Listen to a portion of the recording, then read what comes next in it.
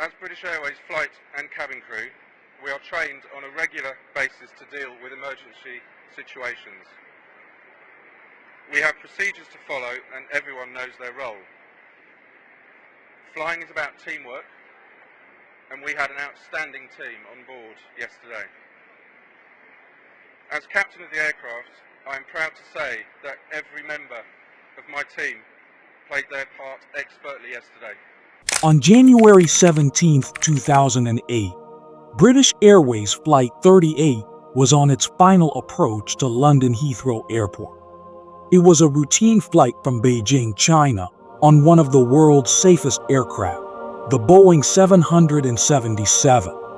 Captain Peter Burkill, First Officer John Coward, and Senior First Officer Conor Maginnis were in command, overseeing a smooth 10-hour journey with 136 passengers on board. They were minutes from landing, with passengers buckling seatbelts and crew members stowing away food trays in preparation for arrival. But suddenly, Flight 38 would face a catastrophic and unforeseen mechanical failure that would turn those final minutes into a battle for survival.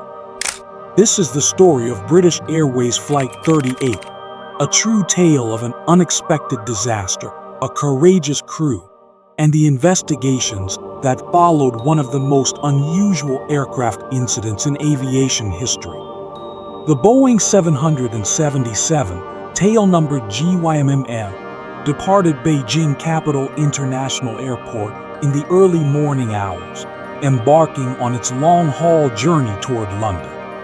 Captain Burkill, an experienced pilot with British Airways, monitored the steady progress of the aircraft as it flew over the vast Eurasian landmass and eventually crossed into European airspace. The flight had gone smoothly, with clear skies and no turbulence. By the time they reached the English Channel, the crew had begun their descent, preparing to guide the plane safely onto the runway at Heathrow. As Flight 38 approached Heathrow, it was clear to descend to 600 feet, lining up for a smooth landing. However, as they neared the runway, something went terribly wrong. At 720 feet, just 2 miles from touchdown, both engines lost power almost simultaneously. Captain Burkill and his crew suddenly found themselves in a dire situation as the engines, which had been functioning perfectly just moments before, began to sputter and slow, leaving them without the thrust needed to maintain altitude. The plane was now gliding rather than flying, dropping rapidly with no response from the engines. Within the cockpit, the crew was alarmed but composed. In the chaos of those final seconds, First Officer Coward took control of the aircraft, aiming to achieve the softest landing possible. They were too low for any drastic maneuvers, so he leveled the wings, adjusted the angle, and braced for impact. At approximately 12:42 p.m., British Airways Flight 38 impacted the ground, less than 1,000 feet short of the runway. The landing gear struck the grass embankment in front of the runway, causing it to shear off as the plane slid forward. The engines, crippled and unable to deliver power, dug into the ground, further slowing the aircraft as it careened along the embankment and finally came to a stop just inside the perimeter fence. The fuselage, remarkably, remained intact. The emergency slides deployed as passengers and crew quickly evacuated. Thanks to the skillful actions of the crew, there were no fatalities, though 47 passengers sustained injuries, some of them serious. Emergency crews arrived within minutes, extinguishing small fires around the engines and helping passengers evacuate safely. News quickly spread worldwide of the miraculous crash landing at Heathrow.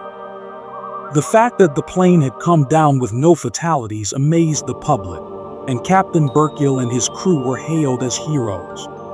But amid the relief, urgent questions arose.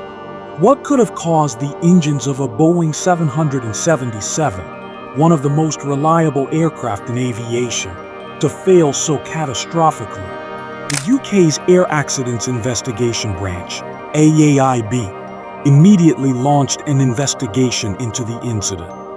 Boeing, British Airways, and Rolls-Royce, the engine manufacturer, all collaborated to determine what had caused the engines to lose power just before landing. Investigators initially focused on the possibility of fuel contamination. If ice or debris had accumulated in the fuel tanks, it could have blocked the flow of fuel to the engines. They also considered mechanical failure, though they quickly ruled it out due to the robustness of the Boeing 777's Trent 800 engines, which were known for their reliability. The investigation team meticulously examined the wreckage, analyzing data from the flight data recorder, FDR, and cockpit voice recorder, CVR. They discovered an unusual pattern in the fuel delivery system. During the flight, ice had formed in the fuel lines. The freezing temperatures experienced at high altitudes had caused water droplets suspended in the jet fuel to freeze. While the engine design accounted for potential ice formation, the particular pattern of ice buildup in Flight 38's fuel system had never been observed before. The AAIB's investigation revealed a chilling detail. The fuel in Flight 38's tanks had cooled to temperatures as low as -34 degrees Celsius, -29 degrees Fahrenheit, over the course of the flight. As it moved through the fuel oil heat exchanger, FO, and back into the engine, this fuel, which contained tiny amounts of water, began to freeze. Under normal circumstances, ice should not have posed a threat because the FO was designed to prevent ice crystals from blocking fuel flow to the engines. However, the investigators discovered a flaw. The design of the FO allowed ice to accumulate in certain low-pressure areas. As Flight 38 descended into Heathrow's humid atmosphere, the ice that had built up in the fuel lines dislodged and flowed into the FO. Within seconds, it clogged the fuel flow just as the engines were powering up for landing. The engines, starved of fuel, lost power. The investigation concluded that this rare sequence of events, a combination of extended exposure to freezing temperature, a unique design flaw in the FO, and the descent through humid air had combined to create a deadly situation. The accident was labeled an ice accretion incident, a phenomenon that was poorly understood at the time. Following the AAIB's findings, Boeing and Rolls-Royce worked quickly to implement safety improvements. The FOA design was modified to prevent ice from accumulating in the fuel system, and new protocols were established for flights that encountered similar temperature conditions. Boeing issued advisories to airlines around the world, and modifications to the 777's fuel systems were made mandatory. British Airways Flight 38 was a turning point in aviation safety, as the industry realized the potential dangers of ice accumulation in fuel systems. New monitoring systems were developed, and guidelines were updated to help prevent future ice-related incidents.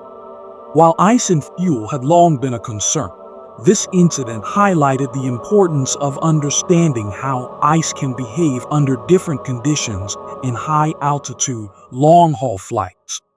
In the years since the incident, British Airways Flight 38 has become a case study in the complexity and risks of modern aviation.